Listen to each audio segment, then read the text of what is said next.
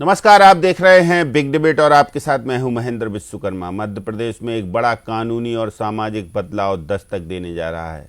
मुख्यमंत्री डॉक्टर मोहन यादव ने स्पष्ट कर दिया है कि प्रदेश में समान नागरिक संहिता यानी यूसीसी लागू करने की दिशा में सरकार संकल्पित है और आगामी मानसून सत्र में जो 20 जुलाई से शुरू हो रहा है उसमें इस विधेयक को लाया जाएगा और पारित कराया जाएगा। इसके लिए सभी धर्मों, समुदायों और नागरिकों से सुझाव आमंत्रित करने के बाद अब इसका फाइनल मसौदा तैयार हो चुका है। बस इंतजार अब इस मानसून सत्र का है जो शुरू होने वाला है जुलाई में। सीएम के इस बयान पर सियासत भी गर्म है। कांग्रेस मीडिया विभाग के अध्यक्ष मुकेश नायक ने सीएम के बयान पर प्रतिक्रिया देते हुए कहा कि मध्य प्रदेश में यूसीसी लागू करने से पहले अनुसूचित जनजाति वर्ग के बारे में सीएम की क्या राय है, यह जरूर सामने आना चाहिए। इधर भाजपा विधायक रामेश्वर शर्मा ने कहा कि यह बहुत ही नेक कदम है।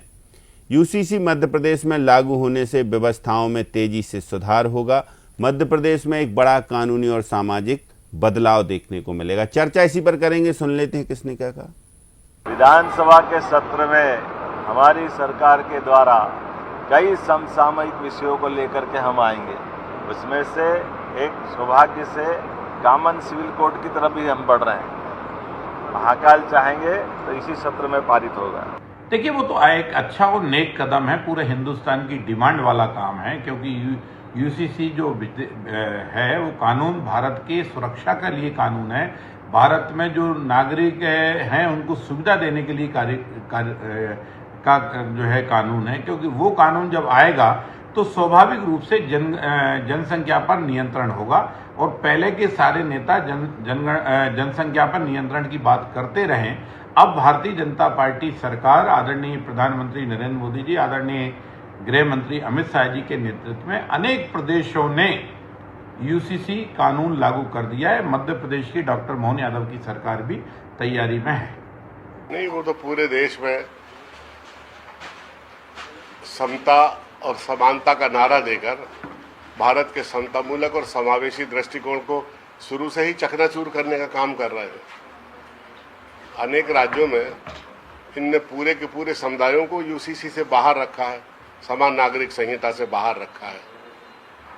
तो ये कैसे माना जाए कि सब ये यूसीसी को लागू करेंगे। मैं मध्य प्रदेश के मुख्यमंत्री से ये पूछना चाहता हूँ कि आदिम जनजातियों की संस्कृति, परंपरा, रीति रिवाज, मान्यताएं और धारणाएं, जिसके आधार पर उनका जीवन शैली उनको एक अलग रूप देता है, एक पूरी की पूरी समृद्ध विविधता में उनको उनका एक अलग स्थान रखता है। यूसीसी में उसको लेकर वो क्या सोचते हैं, प्रदेश की जनता को बताएं। सर, रामेश्वर शर्मा कह रहे हैं कि जनसंख्या इससे कंट्रोल में आएगी। चलिए चर्चा शुरू करते हैं। कुछ खास पैनलिस्ट हैं हमारे साथ। भारतीय जनता पार्टी से हमारे साथ अजय धबले जी हैं, वरिष्ठ पत्रकार राजेश जौहरी जी हमारे साथ जुड़े हुए हैं। डॉक्टर राजेश जौहरी जी काफ़ी लंबे समय बाद हमारे साथ जुड़े हैं, अस्वस्थ थे। और कांग्रेस से अंबिका शर्मा जी, आप तीनों का बहुत स्वागत है। तो अजय धबले जी, अब लगभग तय हो चुका है जो चर्चाएं हम करते आ रहे थे, या कई बार हम बैठे भी इस विषय को लेकर कि होगी या नहीं होगी। मुख्यमंत्री का ही बयान आ गया कि अब जब फाइनल टच हो ही गया है, मसौदा तैयार हो ही गया है, तो अब फिर देर बस इस बात की है कि विधानसभा की जो सचिवालय की अधिसूचना जारी हुई है, जो सत्र शुरू होने वाला है, बस सत्र के आगाज के साथ ही ये मान लिया जाए अब कि मध्य प्रदेश में यूसीसी की दस्तक। देखिए मैन जी, वैसे ही यूसीसी जो थी इस देश के संविधान निर्माताओं की आकांक्षाओं का विषय था। आर्टिकल 44 इंसर्ट करने के पीछे जो संविधान निर्माताओं की मंशा थी कि इस देश में हमारे नागरिकों को समान अधिकार मिले। तो जब समान अधिकारों की बात आती है, समानता का विषय आता है, तो महिलाओं को अलग अधिकार, पुरुषों को अलग अधिकार, महिलाओं को दुय्यम दर्जा। हम देखते हैं कि विवाह के विषय रहे, विवाह विच्छेद के विषय रहे, एलिमनी का विषय रहे, उसके बाद इनहेरिटेंस का विषय रहे। कहीं ना कहीं महिलाओं के साथ में असमानता का एक पूरा का पूरा जो हमारे सिविल लॉज है उसमें ऐसे दृष्टिगत आता है। तो उसी दृष्टि से जब देश में क्रिमिनल लॉज सबके लिए एक समान हो सकते हैं तो सिविल लॉज क्यों नहीं। तो ये बहुत वर्षों की लंबी चर्चा का विषय रहा है। देश ने बहुत चर्चा भी इसके ऊपर की है और मुझे लगता है कि उत्तराखंड, गुजरात, और असम के बाद में मध्य प्रदेश देश का वो राज्य बनेगा जिसमें ये कानून लागू करेगा। लेकिन इसके पीछे हमको एक बात देखने की आवश्यकता है कि हम देखते हैं कि अननेसेसरी की एक ऐसी पॉलिटिकल माइलेज लेने के लिए राजनीति की जा रही कि ट्राइबल्स का क्या करेंगे, ट्राइब्स के अधिकारों को क्या होगा। तो निश्चित तौर पे आदरणीय अमित शाह जी हमारे देश के गृह मंत्री हैं, वो बार बार स्पष्ट भी कर चुके हैं हमारे जिन राज्यों में ये कानून बना है, संविधान वहाँ के विधानसभाओं ने इसको लागू किया है और संविधान सम्मत व्यवस्था के तहत ट्राइब्स के जो प्रोटेक्शन है हमारी संविधान की शेड्यूल 6 और शेड्यूल 5 में, तो उसमें जो ट्राइब्स के कल्चर और उनके कस्टम्स को प्रोटेक्शन की बात की है, उन कल्चर और कस्टम्स को प्रोटेक्शन करते हुए उनको किस प्रकार से इससे एग्जम्प्ट करते हुए इस कानून को लागू करना है। और ये बार बार विषय पब्लिक डोमेन में आ रहा है, फिर भी जानबूझकर एक पॉलिटिकल नैरेटिव बनाने के लिए और माइलेज लेने के लिए ये विषय लाया जाता है। देखिए, इनका छुपा हिडन एजेंडा जो है कांग्रेस का, वो ट्राइब्स है ही नहीं। इनका हिडन एजेंडा है, इनका जो गट्ठा वोट बैंक है, इनकी तुष्टीकरण की राजनीति के लिए जो पोषक तत्व है वो माइनॉरिटीज, और विशेष करके उन माइनॉरिटीज की ये बात करते हैं जिसने इन पर्सनल लॉज की वजह से देश में आप देखेंगे कि उनके पर्सनल लॉज की वजह से ट्रिपल तलाक का कानून हटाने की बात आई, फिर जब जनसंख्या में वृद्धि होती तो उसका भी विषय आता है। तो ये सिर्फ अपने गट्ठा वोट बैंक को संतुष्ट करने के लिए इसका विरोध करते हैं। लेकिन संविधान निर्माताओं की जो व्यवस्था बनाई थी, आर्टिकल 44 का वो ढांचा और फिर हमारे 5th शेड्यूल और 6th शेड्यूल की व्यवस्था, इनका कैसे एक सुवर्ण मध्य साधा जाएगा और मध्य प्रदेश में यूसीसी को लागू करने का जो आदरणीय मुख्यमंत्री जी का संकल्प है उसको धरातल पर उतारा जाएगा। तो मुझे लगता है कि एक बहुत बड़ा गेम चेंजर होगा। हमारी जो बहन बेटियां हैं उनको हम समानता के अधिकार की बात तो करते हैं, लेकिन जब समानता का अधिकार देने की बात आती है तब हम और कुछ ना कुछ उसमें बहुत बड़ा गेम चेंजर होगा ये फैसला। अंबिका शर्मा जी, देखिए, इस प्रदेश में 21% से अधिक आदिवासियों की संख्या अनुसूचित जनजाति के लोग निवास करते हैं। थोड़ा तेज बोलिए अंबिका जी। 21% से अधिक अनुसूचित जनजाति के लोग इस प्रदेश में निवास करते हैं जी। उनकी कस्टम्स अलग हैं, उनके रीति रिवाज अलग हैं, उनके जो वैवाहिक संस्कार हैं वो अलग हैं, सारी प्रथाएं अलग हैं। ऐसी स्थिति में ये कैसे लागू हो पाएगा? 21वें विधि आयोग ने भी मध्य प्रदेश में इस बात को सुनिश्चित किया था कि यह इस प्रदेश में बिल्कुल आवश्यक नहीं है इस प्रकार का यूसीसी लागू करना। इसके बावजूद एक ध्रुवीकरण की राजनीति के अंतर्गत इस प्रकार का ये बिल लाए हैं, तो ये हमें नहीं लगता है कि कोई इनकी माने उचित पहल है। निश्चित रूप से लोकतंत्र आपसी संवाद से चलता है, तानाशाही से लोकतंत्र नहीं चलता है। ऐसी स्थिति में इन्होंने उत्तराखंड की तर्ज पर, वहाँ की स्थितियां अलग हैं, यहाँ की स्थितियां अलग हैं, लेकिन समझ में नहीं आता है कि इनका क्या हिडन एजेंडा है, क्यों एक प्रकार से ध्रुवीकरण की राजनीति कर रहे हैं, एक वर्ग विशेष को टारगेट करने के लिए इस प्रकार से सब करते हैं।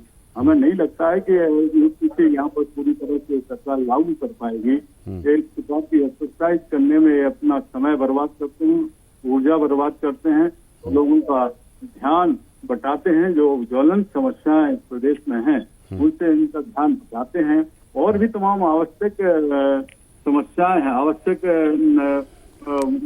आवश्यक माने जो भी कार्यक्रम और इनको नहीं, लेकिन आवश्यक तो मुख्यमंत्री को तो आवश्यक यूसीसी दिखाई दे रहा है ना। वो कह रहा है कि यूसीसी लागू होगा तो कम से कम महिलाओं को एक संबल मिलेगा। आपको और कुछ आवश्यक दिखाई दे रहा है? ये तो केवल और केवल वोट की राजनीति करते हैं। इनका पूरी तरह से षड्यंत्र रहता है कि किसी खास वर्ग विशेष को टारगेट करें, एक उन्माद की राजनीति इस प्रदेश में फैलाएं और अपने राजनीतिक मंसूबे पूरे। मतलब खास वर्ग को टारगेट करने के लिए यूसीसी लाया जा रहा है, सीधा आरोप है आपका? बिल्कुल। चलिए, डॉक्टर राजेश जौहरी जी क्या कहेंगे आप यूसीसी को लेकर? यहाँ अजय धवले जी कह रहे हैं कि ये गेम चेंजर साबित होगा, लेकिन अंबिका जी कह रहे हैं खास वर्ग को टारगेट करने की ये पूरी सोची समझी रणनीति है। देखिए महेंद्र जी, पूरी दुनिया में भारत ऐसा विचित्र देश है जहां पर पूरी दुनिया में अमेरिका चले जाएं, आप सऊदी अरब चले जाएं, आप किसी भी ऑस्ट्रेलिया चले जाएं या किसी भी कंट्री में चले जाएं, तो वहां पर क्या होता है, जो अल्पसंख्यक होता है वो लड़ता है। जैसे अपन अपन कहते हैं कि बड़ी मुश्किल से अबू धाबी में और दुबई में मंदिर बने। तो कितनी उसके लिए कितने साल संघर्ष किया, तब जाके वो मंदिर के लिए वो लोग तैयार हुए। तो पूरी जितने भी देश हैं पूरी दुनिया में भारत को छोड़ के, वहां पर अल्पसंख्यक कहता है कि हमको बराबरी का कानून चाहिए बाकी लोगों के साथ में, जो बहुसंख्यक जनसंख्या है उनकी जैसे हमको भी अधिकार चाहिए, वो अभी नहीं मिल पा रहे हैं।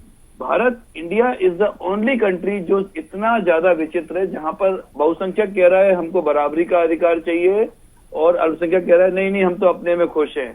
ये अपने आप पे इतनी बड़ी विसंगति है और इसके लिए सोचना पड़ेगा हमारे जो देश के निर्माता थे उन लोगों की, उनकी जो पॉलिसी में क्या ऐसा अंग्रेजों ने शुरुआत की थी ये कि इस तरह का काम अंग्रेजों ने शुरू किया था कि इसको उठा दो, इसको जागीरदार बना दो, इसको फलानी एक पावर दे दो, इसको राय बहादुर बना दो, और अलग अलग जो खान बहादुर की टाइटल होते थे वो देते थे।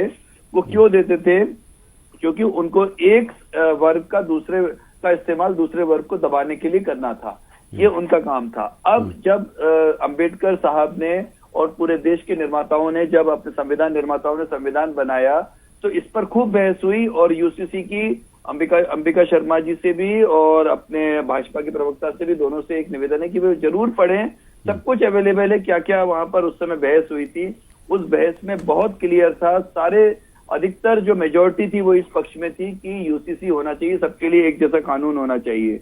पर कुछ लोग नहीं माने, उन्होंने कहा, लेकिन डॉक्टर अंबेडकर बहुत चालाक से मतलब या गलत अर्थ में नहीं है, चालाक से मतलब बहुत समझदार थे, विजन था उनका, विजनरी लीडर थे। तो उन्होंने क्या किया, जो अभी बताया अभी धवले जी ने, वो तो किया ही, लेकिन साथ में डायरेक्टिव प्रिंसिपल्स में जरूर डाल दिया, नीति निर्धारक तत्व में, ताकि कल को भविष्य में सरकार के पास एक गुंजाइश रह जाए कि यूसीसी लागू करना हो तो वो कर सकें। और उसी चीज का इस्तेमाल करते हुए आज गवर्नमेंट उसी डायरेक्टिव प्रिंसिपल्स का और उन्हीं संवैधानिक प्रावधानों का इस्तेमाल करते हुए गवर्नमेंट कर रही है। और एक बात और है, ये किसी वर्ग को टारगेट करना जैसा नहीं माना जाना चाहिए, क्योंकि देखिए हमें इसमें भी बहुत ऑब्जेक्शन रहता है कि आदमी, लोग कहते हैं कि ये सेंसिटिव मोहल्ला है, यहाँ से यात्रा नहीं निकलनी चाहिए। सेंसिटिव क्या होता है? देश का हर भाग एक जो कण कण जो है वो सबका है, पूरे हर समाज का है, हर जाति का है, हर धर्म का है। तो कौन सा सेंसिटिव होता है, कौन सा क्या होता है, ये जो अपने यहाँ की भाषा है, शब्दावली है, इस पर कहीं ना कहीं कंट्रोल जरूरी है। और अगर बात एक की हो रही है कि सबके लिए बराबर कानून है, तो इसमें किसी को ऑब्जेक्शन नहीं होना चाहिए। बराबरी तो पूरी दुनिया के लड़ रही है, यूएनओ इसलिए बना कि सब बराबर हो जाएं, पर किसी कारण से नहीं हो पाया। तो पूरी दुनिया में सब लोग बराबरी के लिए लड़ते हैं और हमारे देश में अलग तरह की लड़ाई लड़ रहे हैं। चलिए ठीक है। अजय धवले जी, देखिए अंबिका जी कह रहे हैं कि किसी एक वर्ग को टारगेट करने की एक मंशा है, लेकिन दूसरा सवाल मुकेश नायक भी उठा रहे हैं कि अनुसूचित जनजाति वर्ग की बाहुल्यता है मध्य प्रदेश में, उसको लेकर मंशा स्पष्ट नहीं है अभी यूसीसी में। नहीं, मुझे लगता है जब मध्य प्रदेश के मुखिया और देश के गृह मंत्री जी बार बार सार्वजनिक मंचों से स्पष्ट कर चुके हैं कि हमने ट्राइब्स के जो उनके कस्टम्स है, उनका कल्चर है, उसको प्रोटेक्शन की व्यवस्था की। और देश में तो वर्तमान में 3 राज्यों का मॉडल लॉज हमारे सामने प्रचलन में है, तो उनका भी हम अध्ययन कर सकते हैं कि किस प्रकार से उनको एग्जम्पशन दिया गया, लेकिन फिर भी राजनीति करना चाहिए। और देखिए अंबिका शर्मा जी ने अब बहुत हम कहेंगे कि बहुत खूबसूरती से तो उन्होंने कहा कि ये एक वर्ग को टारगेट करना, तो वो वर्ग जिसको टारगेट करने की और जिसके हितों की रक्षा के लिए कांग्रेस खड़ी है वो है माइनॉरिटीज और स्पेशली मुस्लिम, क्योंकि उनका कारण है कि गट्ठा वोट बैंक को असहज नहीं किया जा सकता। उनके लिए सिविल लॉज एक जैसे यदि आप मांगेंगे तो वो जो पॉलीगामी का विषय है, जो बहुविवाह की पद्धति है, तो कहीं ना कहीं वो उस पर छोड़ जाएगी। और वो समाज जिस वर्ग का जो वर्ग और वो समाज जिस दल को वोट देता था, उस दल के लिए कहीं ना कहीं असहज की स्थिति होगी। तो इसीलिए कांग्रेस उनको बचाने के लिए सब काम कर रही है। लेकिन देश, जैसा कि राजेश जौहरी जी ने भी बहुत स्पष्टता के साथ में कहा कि संविधान सभा ने एक विस्तृत डिबेट की, उस विस्तृत डिबेट में ये निकल के आया था कि देश में क्रिमिनल लॉज हम एक रख रहे हैं, तो सिविल लॉज के लिए इस प्रकार का भेदभाव क्यों? लेकिन ठीक है, तत्कालीन राजनीति और तुष्टिकरण के विषयों के दृष्टिगत इसको तब समाहित नहीं किया गया और डीपीएसपी में, directive principle of state policy में इसको डाला गया। राज्यों को ये अधिकार था और राज्यों ने जिस प्रकार से उत्तराखंड देश का पहला राज्य बना, उसके बाद गुजरात और फिर असम और अब मध्य प्रदेश जब इस गति से इस दिशा से आगे बढ़ रहा है कि इसको इम्प्लीमेंट किया जाए, इस कानून को लागू किया जाए और विधानसभा के माध्यम से मध्य प्रदेश पहला राज्य भी बन सकता था अजय धवले जी, चौथा राज्य बनने वाला है। नहीं, देखिए जैसे उच्च शिक्षा नीति जो आई थी, एक शिक्षा नीति का जो बदलाव आगाज जो हुआ था मध्य प्रदेश से हुआ था, ऐसे ही इसका हो जाता। समय काल परिस्थिति अनुसार महंगी निर्णय होते हैं। सरकारों की प्राथमिकताएं भिन्न भिन्न होती है, लेकिन आज मध्य प्रदेश सरकार की प्राथमिकता यूनिफॉर्म सिविल कोड है। आदरणीय मुख्यमंत्री जी के नेतृत्व में पूरे मध्य प्रदेश भर में जन परामर्शों के सत्र चल रहे हैं। वहां पे हमारे जो ऑनरेबल कमेटी के मेंबर्स है वो जा रहे हैं। लगभग मसौदा फाइनल है, मतलब ड्राफ्ट फाइनल है, बस अब थोड़ा सा ही इंतजार है जुलाई तक का। जी, सारे मध्य प्रदेश से सुझाव एकत्रित किए जा रहे हैं, उन सुझावों को पब्लिक डोमेन में डाला जाएगा। उसके बाद में एक ड्राफ्ट जो होगा वो ड्राफ्ट की चर्चा के लिए आएगा। अंबिका जी क्यों आपत्ति जता रहे हैं कि ऐसा और बहुत सारे काम हैं, उनको प्राथमिकता दीजिए, यूसीसी को लेकर ही क्यों अड़ी हुई है सरकार? नहीं, मुझे लगता है अंबिका जी ने प्राथमिकता विगत 2014 के बाद में जब आदरणीय प्रधानमंत्री श्री नरेंद्र मोदी जी की सरकार रही, मुझे लगता है प्राथमिकता के काम नहीं बने। देखिए, इस देश में 4 करोड़ से अधिक पक्के आवास प्रधानमंत्री आवास योजना के तहत गरीबों के लिए बनाने का काम किया जाए। 58 करोड़ से अधिक जनधन के खाते खोलकर, उसमें भी 30 करोड़ से अधिक महिलाओं के खाते खोलकर उनको किस प्रकार से बैंकिंग सुविधा से जोड़कर विश्व की सबसे बड़ी वित्तीय समावेशन योजना का विषय है।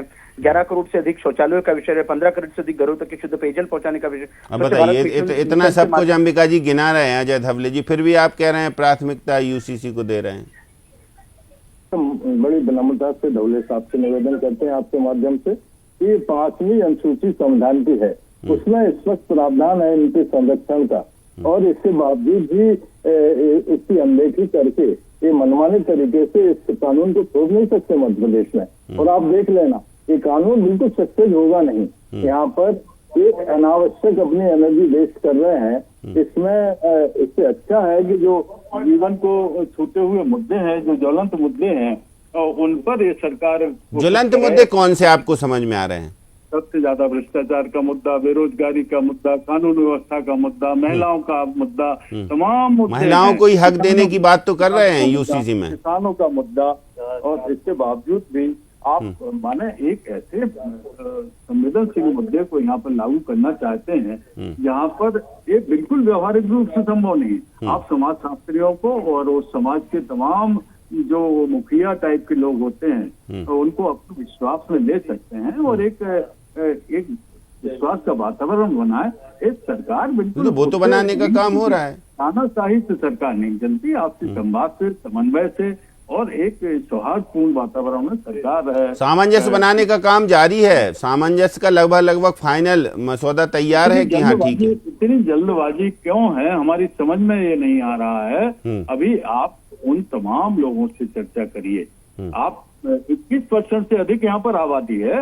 मैं विश्वकर्मा जी, लेकिन वो कह रहे हैं, वो साफ जाहिर कर रहे हैं कि अनुसूचित जनजाति के जो उनके वो जो व्यक्तिगत उनके जो कहते हैं ना कि उनके जो संप्रदाय में जो भी मान्यताएं हैं, जो भी उनकी चीजें हैं, उनको मूल उनका नष्ट नहीं किया जाएगा। जो उनका जीवन शैली है उसको संरक्षित करते हुए आगे बढ़ेंगे। आधा अधूरा आप कानून लाएंगे, 100% कानून लागू नहीं होगा। लोगों में एक आशंका बनी रहेगी इस कानून को लेकर। ऐसा कानून भी आपका तो उनके जो कस्टम है उनको संरक्षण देता है। आप देखिए तो, और आप फिर उस अनुसूचित जनजाति वर्ग को टारगेट करेंगे, आप मुस्लिम वर्ग को करेंगे। जो वोट आपको मिलता नहीं है, आप उनके बीच में जा रहे एक भय का वातावरण पैदा कर रहे हैं। एक अच्छा, आपने बिल्कुल डिसाइड कर दिया कि वोट मिलता ही नहीं है? बिल्कुल नहीं मिलता है, बिल्कुल नहीं मिलता है। मैं कह रहा हूँ इनका हिडन एजेंडा है, इनका राजनीतिक स्वार्थ है। चलिए, तो डॉक्टर राजेश जौहरी जी, अंबिका जी कह रहे हैं जिनका वोट नहीं मिलता है भाजपा की सरकारों को, उनके खिलाफ यूसीसी यूज किया जाएगा। बताइए। अब हमें लग रहा है कि अगर इस डिबेट को सही तरीके से पब्लिक में चला गया तो जो मुस्लिम उलेमा हैं जो बार बार कह रहे हैं कि असम में हमने जिताया उनको, शर्मा जी को और शुभेंदु अधिकारी को हम लोगों ने जिताया, और मध्य प्रदेश में जब ये मध्य प्रदेश में भी यही बोला गया था कि नहीं मुस्लिम वोट भी मिले हैं और भाजपा भी कहीं ना कहीं मानती है। तो ऐसे में और ऐसी बातें किसी भी राजनीतिक व्यक्ति को नहीं करनी चाहिए कि कोई वो समाज को और ज्यादा टारगेट हो जाएगा अगर इस तरह की धारणा बन गई कि मुसलमान वोट देते ही नहीं है। और समझ लो भाजपा या भाजपा के नेता या छोटा कार्यकर्ता, चलो बड़े नेता समझते हैं, लेकिन सरपंच समझ जाए कि यार मुसलमान वोट नहीं देते हैं तो उनके मोहल्ले में काम मत करवाओ। तो ये बहुत जिम्मेदारी वाली बात है जो शायद नहीं होनी चाहिए थी हमको पब्लिक डिबेट में इस तरह की बातें, क्योंकि ये बात ओवैसी की भाषा सही हो सकता है, ओवैसी की भाषा में हो सकता है ये काम जो ओवैसी का भाई कर सकता है, और भी कई तरह के लोग हैं, वो शर्जील इमाम कर सकता है, उमर खालिद कर सकता है, लेकिन एक जिम्मेदार पार्टी का व्यक्ति अगर पॉलिटिकल लीडर और अंबिका जी जैसा बड़ा व्यक्तित्व जो कि मतलब देखिए इनका अनुभव बहुत जबरदस्त है पॉलिटिक्स में, आज इन्होंने कैसे कह दिया ये मतलब हमारे समझ से परे है, लेकिन ऐसा कभी नहीं कहना चाहिए क्योंकि उस समय उसके बहुत दूरगामी परिणाम होते हैं। छोटी छोटी चीज आज छोटी छोटी बातें जो लोगों के जो सबकॉन्शियस माइंड में चली जाती है और उसका बहुत गंभीर नुकसान होता है। क्योंकि देखिए हमारा देश विविधताओं का देश है, हमारा देश जो है अनेकता में एकता का देश है, और हमारा देश जो है इसको वो कहा जाता है कि यहाँ पर जो भी सभ्यता आई वो यहाँ की होके चली रह गई, और सही में भी देखिए जो भी लोग आए वो अपने जैसे हो गए। ऐसे में कोई एक पर्टिकुलर, और एक बात और है, जब अल्पसंख्यक की बात आती है तो अल्पसंख्यक तो जैन भी हैं, अल्पसंख्यक यहूदी भी हैं, अल्पसंख्यक पारसी भी हैं, और पारसी तो ऐसे अल्पसंख्यक हैं कि गिने चुने रह गए हैं, और वो मतलब वो भी आने वाले 20 सालों में रह जाएंगे कि नहीं रह जाएंगे, उनके बारे में भी सोचना जरूरी है जब हम अल्पसंख्यकों की बात करते हैं। क्योंकि देखिए माइनॉरिटी वो नहीं होती है जो 21, 22, 23, 25, 30% है, माइनॉरिटी वो तो होती है आपके हिसाब से जो अभी अपने संविधान का या अपने जो अपने देश के कानून ने बना रखा है, लेकिन माइनॉरिटी वो भी होती है जो नेग्लिजिबल है, जिनका कुछ जिनकी वॉइस ही नहीं है, जिनके बारे में कोई बात ही नहीं करता। चलिए अजय धवले जी से जरा एक बार और पूछ लेते हैं। अजय धवले जी, अंबिका जी सीधा आरोप लगा रहे हैं कि जिन समुदायों का आपको वोट नहीं मिलता है उनके खिलाफ ये हथियार बनेगा यूसीसी। देखिए महेंद्र जी, अंबिका जी ने और कांग्रेस ने डिबेट तो शुरू की थी आदिवासियों के ऊपर, उनके अधिकारों के ऊपर, और अंतोगत्वा वो आ गए, जो उनका हिडन एजेंडा है वो आ गए कि माइनॉरिटीज का क्या होगा। निश्चित रूप से देश आज यही तो चाह रहा है, देश यही चाह रहा है कि अपने तुष्टिकरण की राजनीति के लिए इतने वर्षों तक के एक वोट बैंक को संतुष्ट करने के लिए उसके अनुरूप नीतियां बनाई, लेकिन उसका लाभ और उसके दुष्परिणाम उस वर्ग को, उसके लाभ तो उस वर्ग को मिला लेकिन दुष्परिणाम बहुसंख्यकों के ऊपर हुए। तो आज कहीं ना कहीं ये जो डेमोग्राफी का चेंज है, हम देख रहे हैं कि किस प्रकार से जनसंख्या का असंतुलन हो रहा है, कई आबादी किस प्रकार से बढ़ रही है, तो ये कहीं ना कहीं इन सारे विषयों को लेके हमारे संविधान निर्माताओं की जो सोच थी उसके अनुरूप ये कानून बनेगा, और उसको मध्य प्रदेश इंप्लीमेंट करके उसको किस प्रकार से हम लागू करें, उसको किस प्रकार से कठोरतम कार्रवाइयों के साथ में उसका पालन सुनिश्चित किया जा सके, ये मध्य प्रदेश जरूर करेगा। चलिए, तो अंबिका जी, अब अजय धवले जी आप पर आरोप लगा रहे हैं कि हिडन एजेंडा जो आपका था वो आखिर आपकी जुबान से बाहर ही आ गया। शुरुआत आपने की थी अनुसूचित जनजाति वर्ग से, मुकेश नायक हवाला दे रहे थे अनुसूचित जनजाति वर्ग का, लेकिन लास्ट में आप आए माइनॉरिटी पे हैं कि मुस्लिमों का क्या होगा। देखिए, शुरू से मुस्लिमों को टारगेट करते रहते हैं, ये बात बिल्कुल सही है। पूरा देश जानता है कि ध्रुवीकरण की राजनीति करना चाहते हैं और यही इनका आधार है राजनीति का। वो कह रहे हैं आप करते हैं ध्रुवीकरण की राजनीति। हम तो सर्वधर्म समभाव और समावेशी विचारधारा के लोग हैं। हम तो अनेकता में एकता में विश्वास रखने वाले लोग हैं। मतलब इससे सिर्फ अनुसूचित जनजाति और मुस्लिम वर्ग प्रभावित होंगे यूसीसी से, बाकी की जो जनसंख्या है, बाकी के जो संप्रदाय हैं, धार्मिक लोग हैं, वो नहीं होंगे प्रभावित। मध्य प्रदेश में एक विधेयक एक बेचैनी लाएगा समाज के बीच में, और अचानक इसको थोपा नहीं जाना चाहिए जब तक कि आप उन तमाम जिन वर्गों जो वर्ग सबसे ज्यादा प्रभावित होंगे उनके जो मतलब उनको कॉन्फिडेंस में लेना पड़ेगा यूसीसी लागू करने से पहले। एकदम से एक प्रशासनिक दादागिरी आपको नहीं करना चाहिए। दादागिरी नहीं चलेगी, दादागिरी बिल्कुल नहीं चलेगी। डॉक्टर राजेश जौहरी जी, देखिए, नहीं, अंबिका जी की ये बात सही है कि सबको विश्वास में लेना चाहिए, क्योंकि देखिए आज किसी भी धर्म, किसी भी जाति का, किसी भी कलर की स्किन वाला व्यक्ति होगा और कहीं पर भी पैदा हुआ होगा देश के भाग में, तो उसका उतना ही अधिकार है जितना किसी रूलिंग पार्टी के, चाहे वो रूलिंग पार्टी कांग्रेस हो, रूलिंग पार्टी बीजेपी हो, रूलिंग पार्टी कम्युनिस्ट हो या फिर समाजवादी पार्टी हो, तो उनके लोगों का। तो ये बात तो बिल्कुल सही कह रहे हैं वो कि विश्वास में लेना चाहिए था। और शायद देखिए हमारे पास से खुद 7 या 8 बार SMS आया कि इस पर अपनी राय दीजिए, तो हाँ बिल्कुल, ये तो चल रहा है। हाँ, 7-8 बार SMS आया है, आज ही 2 बार आ गया है कि अपना उसमें अलग अलग ऑप्शंस दिए गए हैं कि ऐसे आप दे सकते हैं, ऐसे दे सकते हैं। तो कुल मिला के ऐसा लगता है कि जो प्रक्रिया अपनानी चाहिए थी वो अपनाई गई है। लेकिन अगर कहीं कोई कमी रह गई है तो 7 दिन आगे कर ले सरकार। और कांग्रेस अगर विपक्षी पार्टी है, सबसे बड़ी पार्टी है, सबसे पुरानी पार्टी है इस देश की, अगर उसका कहना है कि सबको विश्वास में नहीं लिया तो उसकी बात माननी तो पड़ेगी आपको। क्योंकि देखिए विपक्ष है, विपक्ष की बात और मानने में कोई हर्जा भी नहीं है। आप उसको 7 दिन डिले करके सारी चीजें क्लियर करके और नेता प्रतिपक्ष उमंग सिंगार जी को सामने खड़ा करके दिखाएं कि ये देखो इतने एसएमएस आए हैं, इतना ये रिपोर्ट बनी नहीं, है। सरकार ये डाटा जारी करेगी, लगता है ऐसा नहीं है कि कोई हिडन एजेंडा होगा सरकार का, क्योंकि जो उसके पहले समिति है उमंग सिंगार जी को दिखा दें, झंझट खत्म। चलिए अब देखते हैं आगे क्या होता है। हालांकि इंतजार तो अब मानसून सत्र का ही। बहुत शुक्रिया डॉक्टर साहब हमसे जुड़ने के लिए। धन्यवाद आपका अंबिका जी, और धन्यवाद अजय धवले जी आपका भी। तो यूसीसी मध्य प्रदेश में लागू होगा, मुख्यमंत्री डॉक्टर मोहन यादव साफ संदेश दे चुके हैं और मानसून सत्र का भर इंतजार है। उसके बाद जो गेम चेंजर कानून है वो मध्य प्रदेश में लागू होगा, विधेयक के रूप में विधानसभा के उस सत्र में आएगा, पारित होगा और फिर अगला जो डिसीजन होगा वो क्या होगा, पब्लिक में क्या एक्सेप्टेबल होगा, क्योंकि फीडबैक तो जगह जगह से लिया जा रहा है। हर नागरिक के पास लगभग मैसेज पहुंच रहा है कि आप अपना फीडबैक दीजिए। तो सरकार उन डाटा को भी सुरक्षित रखे, क्योंकि उसको शंका है कि विपक्ष भी बाद में कुछ सवाल जवाब करेगा, इसलिए पहले से ही पूरी तैयारी। तो मुख्यमंत्री डॉक्टर मोहन यादव के नेतृत्व में एक और ऐतिहासिक कदम आगे बढ़ाने की ओर मध्य प्रदेश। अब देखते हैं इसमें आगे क्या होता है। बिग डिबेट में इतना ही। नमस्कार।